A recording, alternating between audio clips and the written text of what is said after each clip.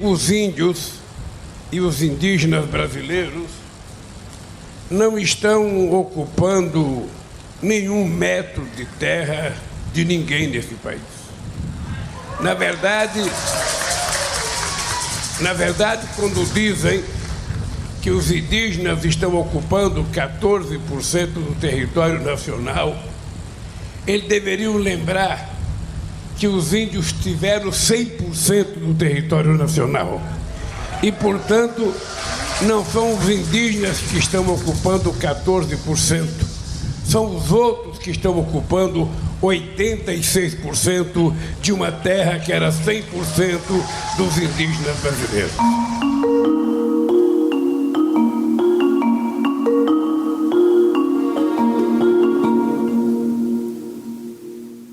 Bem-vindos ao podcast O Mundo a Seus Pés, da secção internacional do Expresso. Nesta segunda semana de abril vamos falar do povo Yanomami, do território onde habitam, que é maior do que Portugal, dos dramáticos problemas que enfrentam por causa do garimpo na floresta amazónica, garimpo esse que está a destruir a terra Yanomami, contaminando rios e solos. No momento em que a comunidade internacional e o Brasil falam de genocídio do povo Yanomami, temos connosco o líder indígena Júnior Ecurari, representante do povo Yanomami, que preside ao Conselho Distrital de Indígena e é presidente da Associação Uriiri. Júnior nasceu em 1987 na região de Surucucu, onde vive atualmente. Já foi professor, intérprete e mediador cultural, entre outras tarefas que desempenhou. Connosco está também o fotógrafo e documentarista brasileiro Gabriel Chaim, repórter de muitas guerras e latitudes, profundo conhecedor da terra Yanomami, um território oficialmente consagrado em 1992, que está em estado de emergência sanitária. A edição técnica deste episódio de O Mundo a Seus Pés é da Salomé Rita, o apoio à produção da Margarida Mota e eu sou a Manuela Goxa Soares. Leia o Expresso em primeira mão, onde quer que esteja. Assine o Expresso Digital e tenha acesso a todos os conteúdos exclusivos e leitura antecipada do semanário às 23 horas de quinta-feira. Apenas 1,35€ por semana, durante 2 anos. Todas as vantagens em expresso.pt/assinatura digital. Expresso. Liberdade para pensar. Júnior, um líder da tua comunidade, do teu povo, eu gostava de pedir que dissesses uma frase na língua do povo Yanomami para os ouvintes de O Mundo a Seus Pés. Pode ser? Eu diria Aue, Harikatoti, Komiwamakama, Nação Internacional, Comunidade Wamakama, Yanomami Yamakam Falui, Yamatanrubu. Quer que eu traduza também? Quero. Bom dia a todas as comunidades internacional. Somos Yanomami, Nação da Floresta. Estamos aqui mandar mensagens, falar a importância de proteção à floresta que foram invadidos dentro do território brasileiro. Recentemente, a ministra dos Povos Originários do Brasil falou que durante o consulado do ex-presidente Jair Bolsonaro morreram 570 crianças do povo Yanomami. Somos 31.200, né? O povo Yanomami.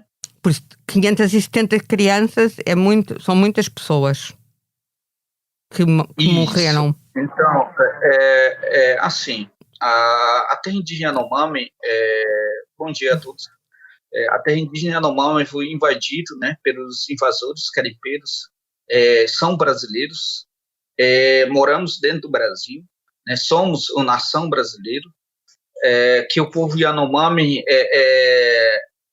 são mais isolados, né, que não tem muito contato não indígena, né.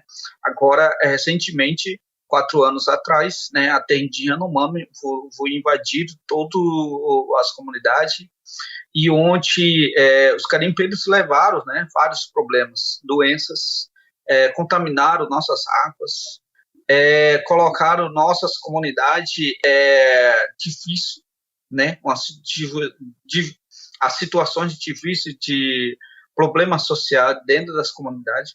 Então, o povo Yanomami morreu por falta de ajuda do governo federal, do governo Estado brasileiro, né? Que ele não protegeu, o governo Estado brasileiro não deu essa assistência de saúde nas comunidades, né? Ainda tem muitas crianças não foram contato ainda, porque essas comunidades ficaram sem presença muitos anos, né? 4 anos, a presença da saúde. Aonde tem saúde, eles resistem. Esses 570 ainda faz subir a contagem da mortalidade do povo Yanomami, né? Esse 570, onde a profissional de saúde, médico, presenciaram. Por isso, fizeram a declaração de óbito, fizeram esse contágio. Mas tem muito ainda. Esse é que a gente sabe, 570.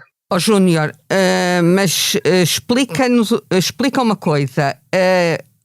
Falaste que estes 570, que isto são aqueles que houve um registro do óbito por um médico.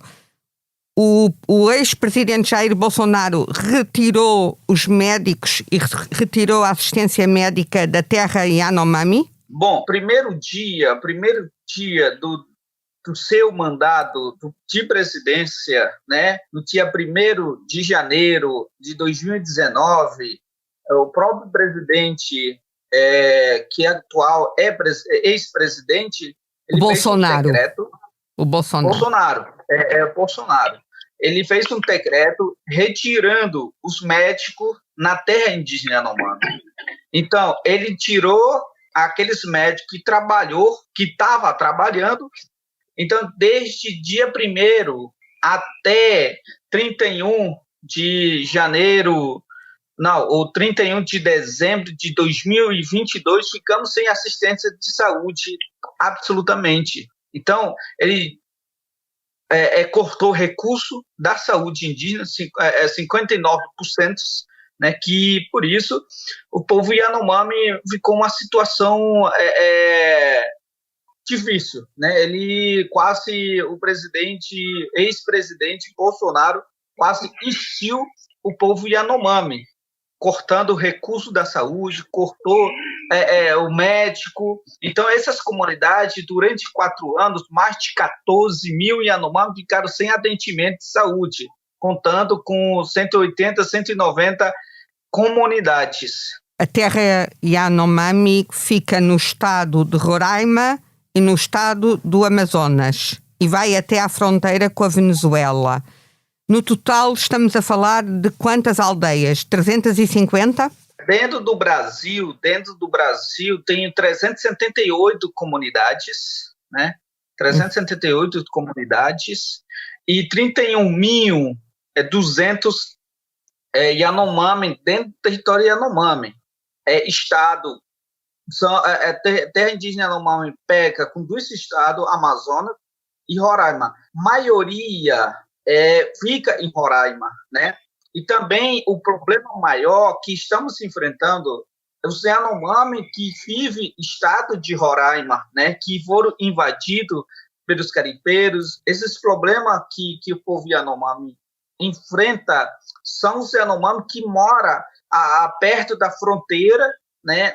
Com Venezuela, mas nós Yanomami, a gente também não tem muito contato com Yanomami da Venezuela, né? São outros línguas, que outra história, também nem eles não vêm com a gente, né? Na território Yanomami. Eu moro na linha de fronteira, né? Da Venezuela, então a gente não tem, mas quando eles vêm, os Yanomami da Venezuela, eles vêm para pedir material, facão, machado, quando tem esse diálogo, né? Tu moras na região de Surucucu, certo? Sim, Surucucu. Moro na comunidade. E na Venezuela, quantos Yanomami moram, sabe? Podemos saber o número aproximado? Na comunidade ou região Surucucu? Na comunidade, no total. Então, na região de Surucucu, onde... Não, Júnior, ela menciona, perdão, só interferindo, sobre os Yanomamis na região, dentro da Venezuela. Quantos indígenas habitam no território venezuelano? Yanomami. Então, lá na Venezuela, a gente acreditamos que tem mais de 40 mil Yanomami, entendeu? O último censo foi 2010, né, que a gente tivemos acesso, e tinha mais de 35 mil. Acreditamos hoje que tem 40 mil Venezuela e Yanomami. No total, estamos a falar de 70 mil pessoas. É isso? No total. Isso. Exatamente. Um povo com 70 mil pessoas. Eu agora, antes, vou ainda fazer uma outra pergunta ao Júnior. Na tua comunidade, qual é a língua que falam? A minha comunidade fala a língua Yanomami. Dentro da terra indígena Yanomami, tem 6 línguas, né? Yanomami, que é minha língua, né? Sanomá, que é outra língua da subgrupo Yanomami, Yekuana, Niná, Chamatari e Yawari, né, que fala. Agora vou perguntar ao Gabriel Chaim, que fez uma reportagem que foi publicada na revista alemã Stern em 2021 e que viveu algum tempo na terra Yanomami, se durante esse trabalho constatou que de facto estaríamos a assistir a um genocídio deste povo. Oi, bom dia, Manuela. Bom dia, Júnior. Então, na verdade,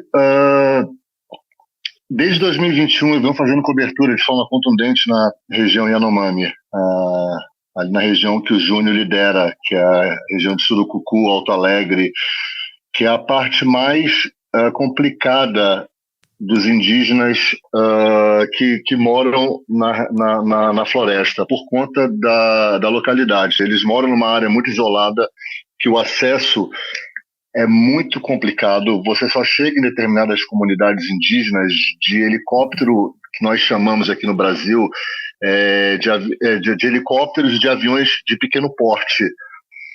Então, que no caso, os garimpeiros, o fluxo de aeronave naquela região, nesses anos que eu venho fazendo a cobertura, é um negócio inimaginável. Das vezes que eu fiquei na região de garimpo, nas comunidades, os aviões e helicópteros do garimpo, assim, o fluxo é muito grande, de centenas. Eu digo centenas de aviões sobrevoando aquela região. Então, essa é uma problemática muito grande desses indígenas. De todos os Yanomamis divididos na região de Roraima e Amazonas, os Yanomamis da região do Júnior, eles são os indígenas que passam pela maior dificuldade hoje, por conta dessa logística complicadíssima. E também porque é uma região muito rica em minério.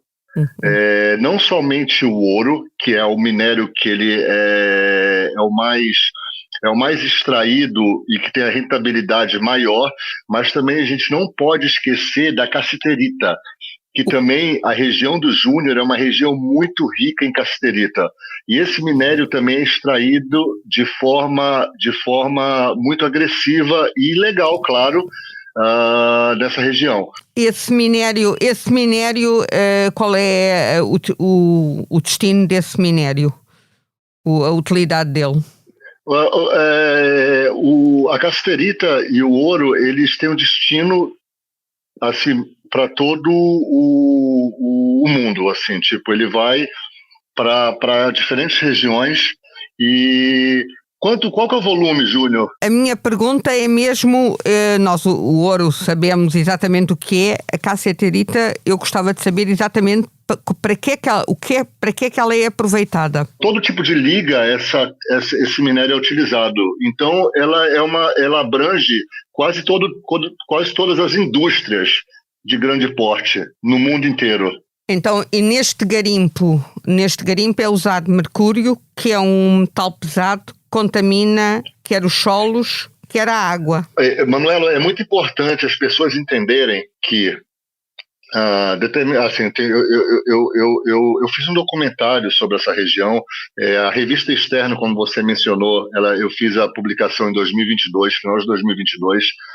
E onde é que o teu documentário pode ser visto? Eu fiz para o canal alemão RTL um documentário sobre porque eu fiquei acompanhando ações da Polícia Federal, de uma força especial da Polícia Federal na quebra desses garimpos ilegais. Então foram 2 meses que eu fiquei em 2021, mais um mês que eu fiquei em 2022, onde eu percorri uma grande quantidade de comunidades que habitam lado a lado junto com o garimpo.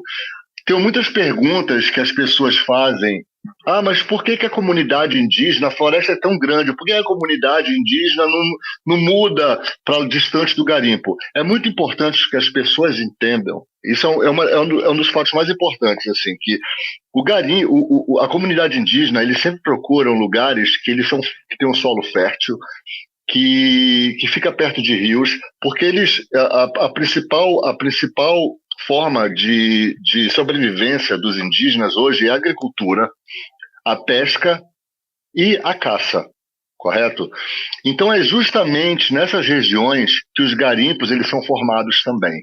Então, coincidentemente, não tão coincidência assim, mas coincidentemente, eles estão na mesma localidade, quase que 100% das vezes, porque é uma localidade com solo fértil.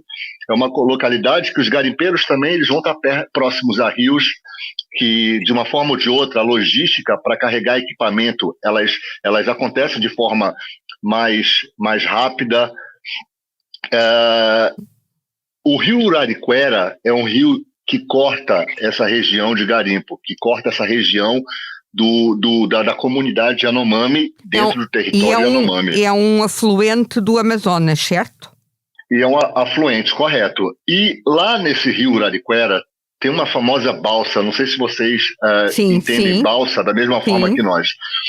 Tem uma famosa balsa que é a balsa de 1 milhão, que é conhecida essa balsa. Balsa é um barco. Balsa é um barco. É um barco flutuante. Que os garimpeiros deixam nos rios Urariquera, que essa balsa ela fica trabalhando com maquinário pesadíssimo.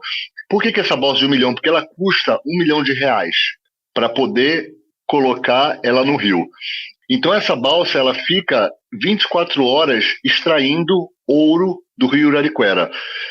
A questão ficou tão impune que durante as operações, durante as minhas visitas às comunidades, lá tinham 10 balsas no rio. São balsas grandes. E a quantidade de garimpo que se formou nessa região é um negócio inimaginável. A devastação é algo muito grande, surreal quando se vê de perto isso. E é uma área que dificilmente ela vai renascer. A devastação, quer pelo desmatamento da floresta, quer pela contaminação por mercúrio. Isso. Assim, primeiramente, os indígenas hoje, eles estão sendo os garimpeiros tentam trazer esses indígenas para o lado deles. Por quê? A caça que eles tinham em abundância não existe mais naquela região por causa da devastação da floresta. Então, macacos e outros animais que os índios consomem como alimentação não existe mais naquela região porque eles fugiram. Claro, porque não existe mais árvores, não existe mais floresta. A pesca, os rios estão contaminados. Os rios onde os indígenas deveriam fazer a pesca para sua própria sobrevivência de certa forma acabou. Por quê? Porque os peixes eles foram contaminados. Os indígenas, eles usam a água dos rios para tudo, para lavar roupa, para lavar o que eles precisam lavar para tomar banho. E para beber. Então e para beber. Então essa água, em algumas regiões, ela está completamente contaminada. Assim, os indígenas não utilizam mais disso. Então, essa aliciação, que é muito predominante nas áreas de garimpo, existe bastante, que envolve estupro, prostituição. São inúmeros os casos de indígenas, de mulheres, de crianças e de adolescentes que foram estupradas por garimpeiros, tiveram filhos desses garimpeiros, tiveram uma gravidez por conta de um estupro, e depois os garimpeiros fugiram e deixaram essas indígenas à mercê.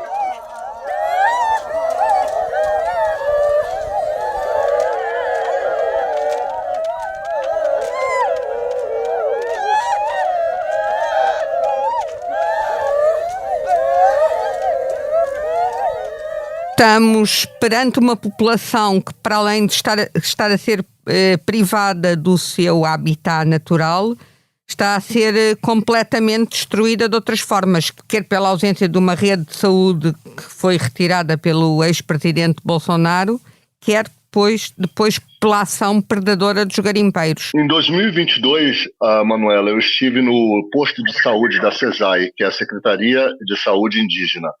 O posto de saúde que chama o Polo Base de Surucucu, que é na região do Júnior. O que quer dizer? O Polo Base é um Polo Base de referência, como se fosse deveria ser um hospital referência naquela região para o tratamento dos indígenas afetados de alguma forma por alguma questão de saúde. Eu estive lá em 2022 e o que eu vi na minha frente, a única comparação que eu tenho, que eu posso fazer é o Iêmen. Eu estive no Iêmen fazendo a cobertura em 2018, a desnutrição infantil, e aquele era o retrato dos indígenas naquele momento, quando eu estive lá pela última vez, que foi em julho, agosto de 2022, ainda no mandato do antigo presidente, onde eu pude acompanhar cirurgias que foram feitas, que estavam sendo feitas com indígenas que foram baleados. Foram baleados por garimpeiros. Por garimpeiros, foram baleados entre brigas entre si. Os indígenas, eles não têm por tradição, carregar muitos armamentos. Alguns deles possuem aqueles armamentos de caça, mas quando os garimpeiros eles começaram a tomar conta daquela região, eles levam consigo um grande número de armas para se defender. O garimpo está ligado por uma rede muito grande também do crime organizado, e com vários mega empresários do sudeste brasileiro que apoiam o garimpo ilegal. Então, como existe toda essa linha se conecta. Eu vou te explicar agora como existe toda essa falha do indígena em relação a não ter mais caça, não ter mais peixe. A única forma que eles acham como sobrevivência é essa aliciação pelos garimpeiros. Assim, falando de forma bem rústica, o garimpeiro fala ao indígena: não, assim, olha, o governo não vai te ajudar em nada, mas vem aqui para o nosso garimpo, faz algum tipo de serviço e eu vou te colocar uma bebida alcoólica, eu vou te dar uma carne, eu vou te dar um biscoito, eu vou te dar uma alimentação a que você não tem. E aí onde acontece esses estupros, essa aliciação, esse alcoolismo indígena que acontece muito, lembrando que o álcool naquela região dos Yanomamis e qualquer região indígena no Brasil é proibido. Então é toda uma linha que vai se conectando. Compreende? Assim, Claro. por conta desse garimpo ilegal. Claro. O que eu vi no posto de saúde Surucucu em 2022 era uma situação de calamidade pública. Tá no meu documentário isso, eu fiz uma reportagem no tempo pro canal inglês, o ITV, sobre esse posto de saúde, onde o médico que atendia pedindo, suplicando ajuda, falando assim: aqui as nossas crianças, elas estão comendo terra para sobreviver. E de fato eu consegui captar com a câmera as crianças comendo terra, porque não existe mais como Não há agricultura. eles sobreviver naquela região onde está próximo ao garimpo. Deixou de haver agricultura. Deixou de haver agricultura. Então todos esses indígenas, a maior parte, eles vivem muito próximos à região de garimpo, muito próximos, a alguns metros. Algumas comunidades, como a de Chitei, que é uma das mais afetadas hoje, elas estão muito próximas a garimpo. Estamos perante um caso de genocídio deste povo? Sim, evidente. O genocídio ele não acontece só quando um garimpeiro mata um indígena com tiro, mas sim de forma lenta, como está acontecendo. Nesses últimos 4 anos de governo, a morte dos Yanomamis ela foi subindo de escada em escada, assim, de várias maneiras, por falta de assistência da saúde, por falta de comprometimento do governo federal em relação a ajuda aos Yanomamis, por conta de rios poluídos, por conta de floresta devastada. O presidente Lula, logo em janeiro, decretou o estado de emergência sanitária desta região. Sabe, nós vamos levar muito a sério essa história de acabar com qualquer garimpo ilegal. E mesmo que seja uma terra que tem autorização da agência para fazer pesquisa, eles podem fazer pesquisa sem destruir a água, sem destruir a floresta e sem colocar em risco a vida das pessoas que dependem da água para sobreviver. Muito bem. Então é importante as pessoas saberem que esse país mudou de governo e o governo agora vai agir com a seriedade no tratamento do povo que esse país tinha esquecido. A alimentação, a forma de comer, de se alimentar da tua comunidade mudou muito nestes últimos anos por causa da contaminação? Exatamente, mudou muito, né? Primeiro, os garimpeiros, a gente está falando, acho que o Gabriel, ele acompanhou muito isso, né? Perto, nas comunidades de Bixarrenabi, a comunidade de Chiteia, onde essas comunidades sofreram muito, né? Primeiro, nossas águas foram envenenadas, né? Então, desde lá, como foram envenenados, todos nós, a população, todas as comunidades, mulheres, crianças, adoeceram bastante, né? Por causa da água que bebiam. Por causa da água que bebia, porque a única água que a gente bebe, que a floresta traz. Se a floresta não estiver bem, a água não tem, entendeu? Porque nossos rios foram rasgados, destruídos e contaminados pelos garimpeiros, né? Uhum. Todas as fontes de nascente, foram destruídas, né? Então, por isso, a comunidade onde bebia não tem mais água limpa, né? Então, todas as crianças, todas as mulheres, todos os Yanomami, comunidade bebia, adoecia. Então, estão doentes e toda a alimentação também mudou, né? Onde a gente vemos muitas crianças, né? Diante dos nossos olhos, as crianças morrendo, as mulheres morrendo por falta por contaminação, né? De água, mercúrio dentro das comunidades, malária. Então, desde que a entrada dos garimpeiros, nossos modos de viver, nossos modos de plantar, nossas plantas na roça mudou bastante. Diz-me uma coisa, quando tu eras criança, qual era o tipo de alimentos, qual era a vossa alimentação mais comum?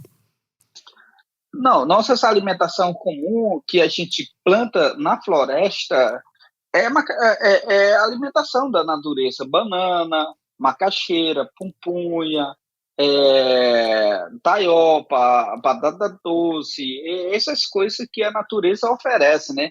E também tem frutas que a natureza oferece. A gente não tem outros apoios do governo federal, tipo aqueles lá, benefícios do governo, né? A Bolsa Família, a gente não temos esses tipos, né? E não têm porquê? Porquê é que estão excluídos desses apoios? Porque os Yanomami são muito isolados, a gente não tem nenhum, todos, 98% dos Yanomami não tem acesso de documentação, né? Identidade, CPF, então é difícil dar. E os Yanomami não tem como conseguir esses benefícios, porque é por localização. A terra indígena Yanomami é muito difícil, né? Há 4 anos atrás, tem muitos Yanomami nunca tiveram um contato, mas durante a entrada dos invasores tiveram contato muito forte, né? Então, esse impacto chocou bastante, entendeu? E essa invasão dos garimpeiros sentiu-se mais nos últimos 4 ou 5 anos, é isto? Isso, exatamente. Então, é isso que aconteceu. Tudo da terra indígena, 4 anos. Olha, o Gabriel já falou aqui que, para além dos alimentos que tu mencionaste, da banana, da batata doce, de uma série de frutas e legumes que tu mencionaste, que para nós não são produtos que não conhecemos, ou pelo menos não conhecemos com os nomes que referiste. O Gabriel também mencionou que comiam macaco, outros animais que existiam na floresta, e ele tinha-me dito na preparação deste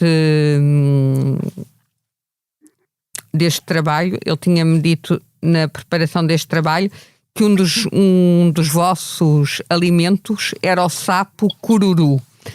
Queres dizer-me como é que preparam esse sapo cururu? Nossa, tem uma forma técnica, entendeu? Tem um preparo, eu também não sei, tem que tirar algumas coisas que tenho algumas... o veneno. Que não pode, veneno próprio dele, tem que tirar. Mas gostoso, entendeu? É saboroso. É saboroso. É saboroso. Porque são as mulheres que preparam a alimentação. Não, então, os geralmente, homens também. Os homens, porque os homens ficam mais por conta da caça, né, Júnior? Exato. Júnior, diz-me uma coisa. Há escola para as crianças? Escolas? Sim, na tua comunidade há escolas? Na terra indígena Yanomami, algumas comunidades mais próximas da cidade, que tem um mais fácil acesso, município, eles têm escola. Mas na nossa região do Surucucu, não tem escolas, mas existe decreto das escolas, né? Então, mas na real, prática, como vocês costumam falar, na prática não tem. Não há escola. Essas escolas. E não há escola. Júnior, qual é o teu maior desejo para a defesa do teu povo? Não compreendi. O que é que tu queres? Qual é o teu apelo para a defesa do teu povo? Então, o que eu quero, né? A gente quer garantir o futuro, né, para as comunidades, crianças, né? E colocar escolas nas comunidades, para essas comunidades saberem, né, escrever e saberem também algumas sobre o mundo não indígena, né, é importante, e viver em paz, né, porque a nossa liberdade foi tirada. Então a gente quer retomar isso, né, nossa história, nossa cultura, nossa liberdade. É isso que a gente quer. Gabriel, tu já falaste no Iémen, falámos aqui deste período que estiveste na terra Yanomami, estiveste na Síria, fizeste um documentário sobre a Síria, estiveste na Ucrânia, tens andado por cenários, por vários cenários, e nós sabemos que está um livro teu para ser apresentado no próximo dia de 25 de Abril, que é o dia da Revolução Portuguesa. O teu livro vai ser apresentado em São Paulo, na galeria do Mário Cohen, que é também o galerista do fotógrafo Sebastião Salgado. E esse livro chama-se Desconstruções, eu gostava que falasses um pouco sobre este livro. Bem, o livro ele traz o trabalho fotográfico de aproximadamente 10 anos, entre vários cenários, como você citou, Síria, Iêmen, Líbia, Ucrânia, a guerra em 2020 da Armênia em Nagorno-Karabakh, guerra contra o Estado Islâmico, que eu fiz a cobertura de forma muito contundente dos frontes por vários meses. E é sobre essa questão da desconstrução humana em relação ao mundo moderno em que vivemos, e fotos de guerra para fazer com que as pessoas entendam que existe um mundo paralelo em meio ao mundo que vivemos. Um mundo de sofrimento, um mundo de pessoas que fogem, um mundo de refugiado, de pessoas que deixam tudo para trás para conquistar, para sobreviver em novos locais. E é um grito para que as pessoas consigam olhar o mundo de uma forma diferente, não só para si, mas para o mundo, como se elas pudessem abrir suas janelas e olhar o que está na frente, o que está em frente a elas, entende? Assim, é um retrato do mundo em que vivemos, de uma forma nua e crua. É uma desconstrução que está para além da desconstrução da destruição física, é também da destruição das pessoas, das vítimas desses conflitos. É uma desconstrução completa, assim, tanto de forma física em guerras, mas como no caráter humano, a degradação humana. O ser humano chegou a um ponto que nós somos os nossos próprios inimigos, entende? Assim, então o livro traz isso, é um retrato da desconstrução global. Isso é uma bela definição da violência da guerra. Isso, da violência da guerra, correto. E eu queria convidar as pessoas, dia 25, na Galeria Mário Cohen, como você disse, vai ser o lançamento oficial do livro pela editora Afluente, aqui no Brasil. Gabriel, eu agradeço, em nome de toda a equipa da Editoria Internacional do Expresso, agradeço a tua participação, bem como a do Júnior, do nosso líder indígena, neste episódio de O Mundo a Seus Pés, e também agradeço a quem nos acompanhou nesta viagem em fala, em conversa, pela realidade da terra Yanomami, a todas as pessoas que estiveram connosco. E para a semana estará aqui a minha colega Ana França, que será quem coordena o próximo episódio. E agora, em nome da equipa de Internacional do Expresso, da Salomé Rita, despeço-me de todas as pessoas que seguiram connosco esta viagem sonora em conversa, esta conversa sobre a terra Yanomami.